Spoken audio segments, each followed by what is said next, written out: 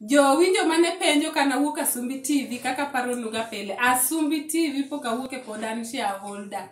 But kalure gi kaka Asumbi bor gi koma wantiere ni. Waneno ni seche ma pod distance miyo kwa nyal loso nu videos kocha to be wakelo entertainment siaya tofa koso na wuok ta. Hey, mage founding members yawa. The major shareholder. Ini chako bedo member kapod en idea. Kapod en idea.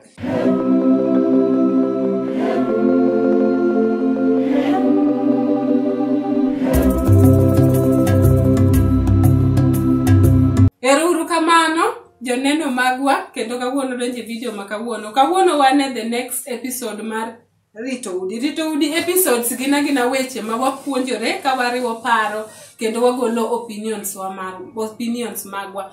Mae en host maru Nyasiaya kendo karibuni Siaya 254. Joma poko subscribe wako inundi subscribe, comment, like, share. To as usual ajakelo nuga welo. Koro kawuono be chaka timangowa akelo nu wendo. Koro adhi weyo mondo wendo ofulre ane. Wendo iluongo ni Dinasi Lawrence from Asumbi TV.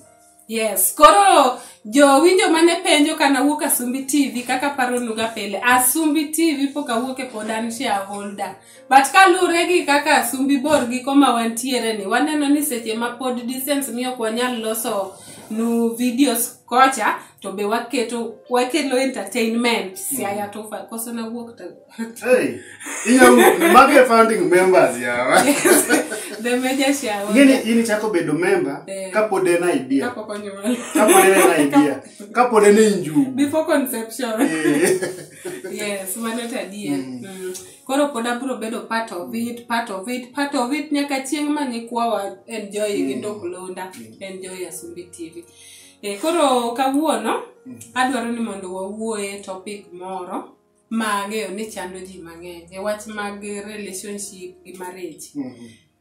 Kalure gi kaka tinde time, distance gi teach and everything. Ben important mondo ji ong'ere eko dagi koso ji odagi koko ng'ere.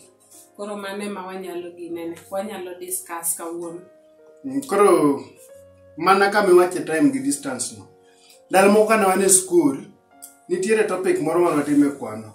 Mani luongo ni distance koso luongo ni velocity. Iwacho ni niluongo ni distance or something like distance and distance speed over time. Koro jomoko ne wacho ga ne nyiri moko wacho ni gidwaro distance kasto be gidwaro time. Speed. Speed ok gidwaro. Koro gidwaro distance gi time. Seche midhi nyise ni mana nyinga kama adwa ni mondo walos wat. Wisi ni we mondi mano odwaro time. Wane mondi kasto distance to wacho ni podok biro monga. Kodi dwa pinje nyakoni. Then odwa calculate speed because angati mwere kai. Distance get time, keten gi distance, then get time. Speed is distance over time. Koro topic makawuono kwa duogo mano ne wadhi chalo commercial break. Topic makawuono nitiere liete mang'eny masega dhi ma idoka dichwe monindo kata ng'ama miyo monindo. Koro climax mar timo neno cha en ga spouse modong seche mowuoyo. Koro kochaka wuoyo nino kata jok moko mano bet chien kocha cha jok mane neno ma ji dhiye winjo mane makoro ji dwa winjo kaka notimore. Emo mikete mwisho. Koro neno kae spouse modong ka ngimani most of them bro wacho ni osiepa ni ng'et to ne pok ang'eyo maber. Koro as much as you stay together kamana kimedo ng'ato. Koro manyiso ni daka konyiso ni ung'eru. Ng'eruok cha en ga process. Ok nyang'e ng'ato because character be chalo ga pregnancy. Casting ni ng'eruok character chalo pregnancy nade. Mano folonia. Koko gole kata koko wuok tibi nyuole. Ok nyapande forever because pilo dongo. To ni winjo kai. Palo pok na winjo. Wisdom is killing me. Ok nyapande forever. Bro ng'ere ga. Koro as much as people stay together, ing'eyo kit ng'ato mos. Ok nyapando nyaka chieng'. Koro manyiso niya, according to you, oko matter how long ma udate. Ng'ani biro ng'eyo kako ruse chako dak. Kako medo ng'eru. Okay, kata pok uchako dak, but kako ung'eru 2019. Koro 2021, 20 kata kudak together, nitiere gik moko munyang'eyo from your interactions. In ng'eruok kae, be nyaka specify ne viewers. Mi wawacho ng'eruok mar ng'eyo kit ng'ato. Ero. Wiano ni ng'ero kintiere diriyo. Koro, seche mumedo bedo together in this relationship, kata ka in courtship, kaka kumedo ng'eru, to onge specific time inyawacho niya, koro we ariti higni abich okal, madhi yudo ka koro aseng'e ng'ani maber, biro yudo ka koro aseng'e kido ma en godo, mondo amua ni kido gi gin kido manya dak go ka en godo. Anya dak go kode. Mano tabia. Alafu awinjo ga ka ji wacho ga ni yani, kaka in ng'ama miya wacho ni an gi nyathi ma wuoyi do, abo rite mobed ng'ama duong' mokendi ma koro rom kodi kama koro kendo. Tiwacho ga ni dhako mokendo ni biro ng'eyo kiti moloyo min nyathi monyuole. Gino en adier on a man's perspective. Okay, ng'eruok ma jogi ariyo gi ng'ere go ng'eno opogore. Because there are certain things gik mang'eny sani manya bedo ni jaoda ong'eyo kuoma ma mama na okia kuoma. Endo ng'eya because okay, character bedo shaped be gi gik moko kaka interact gi gik moko, environment, influence. Koro ng'ech ma mama na ong'eya godo could be en ng'ech moro mar nyathina cha. Kaso gi respect ma be ji nigo kuom janyuol. Ng'eni nitie kido moko ma kigolo ne janyuol to janyuol nyalo buok sana. Emomiyo iyudo ka seche moko kata ka ne wadhiga skul to luongi ni idiom janyuol ni. Tibiro nyisa ni nyathini ni ng'eni noyude kama dho njaga. Tiwacho ni mano ok nyathina. Mano ok nyathina. Nyathi maber madhi e kanisa cha mano ok nyathina. Koro mano to nyalo bedo adier. Lakini an be aparo ni ane ng'eruok be unyalo ng'eru kapok udak. Nikech ing'eni seche moko rushing inyalo rush e dak ti they end up ni dak gi the wrong person nikech nokikawo time.